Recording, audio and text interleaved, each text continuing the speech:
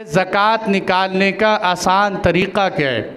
ज़कात निकालने का आसान तरीक़ा ये है कि सबसे पहले हम 1 महीना ज़कात निकालने का मुतय्यन करें कि मैंने रमज़ान में ज़कात देनी है, मैंने रबीउल अव्वल में देनी है, मैंने रबीउल सानी में देनी। 1 महीना तय कर लें। आज तक जो हुआ सो हुआ, अभी से हम अपनी एक ज़िंदगी की तरतीब सीधी करें कि 1 महीना मुतय्यन करें। वो महीना मुतय्यन करने के बाद आप अगले साल, और ये महीना जो मुतय्यन करना है वो शमसी महीना मुतय्यन न करें, कमरी महीना मुतय्यन करें। चाँद के महीनों में से इस्लामी साल में से कोई महीना मुतय्यन कर लें। आपने मुतय्यन कर लिया कि मैं यकम रमज़ान को हर साल ज़कात दिया करूँ।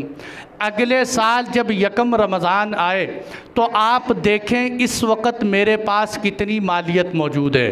दरमियाने साल में कभी पैसे बढ़ जाते हैं, कभी घट जाते हैं, कभी ऊपर चले जाते हैं, कभी नीचे चले, उसको हम नहीं देखें।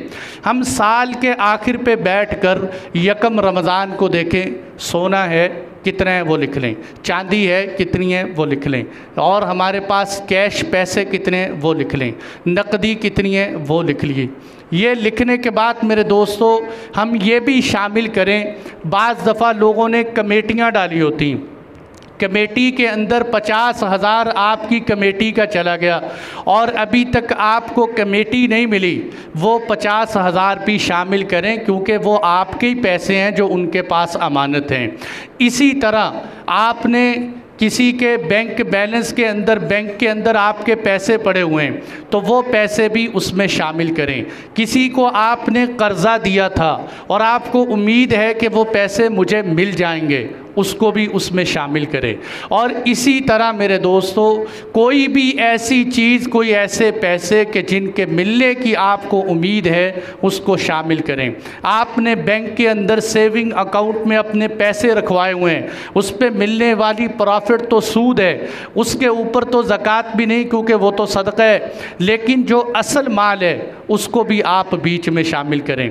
जब ये सारी आपने एक लिस्ट बना ली, उसके बाद आप देखें आपकी टोटल अमाउंट कितनी बनती है, कुल रकम कितनी बनती है। आपकी रकम बन गई तकरीबन 10 लाख रुपया।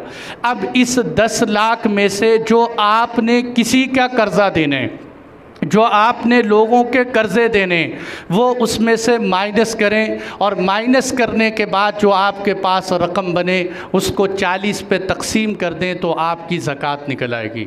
उसको 40 पे तकसीम करेंगे, कुल रकम इकट्ठी करें, कुल रकम इकट्ठी करने के बाद उसमें से कर्ज़े को मिनहा कर दें, माइनस कर दें। माइनस करने के बाद जो रकम आपके पास बचती है उस पर 2.5% के हिसाब से ज़कात निकालें। मेरे दोस्तों बहुत सारे लोग ये कहते हैं कि हम जी अंदाज़े से ज़कात दे ही देते हैं, तकरीबन हमारी ज़कात हो ही जाती है। ये शरीयत में अंदाज़ों से काम नहीं लेना चाहिए। अपनी ज़कात मुतय्यन करके, फ़िक्स करके ज़कात दें। ये जो मैंने बताया कि महीना मुतय्यन करें, इसलिए कि हम महीना मुतय्यन नहीं करते, कई साल गुज़र जाते हैं और हमारे ऊपर कई सालों की ज़कात रह जाती है।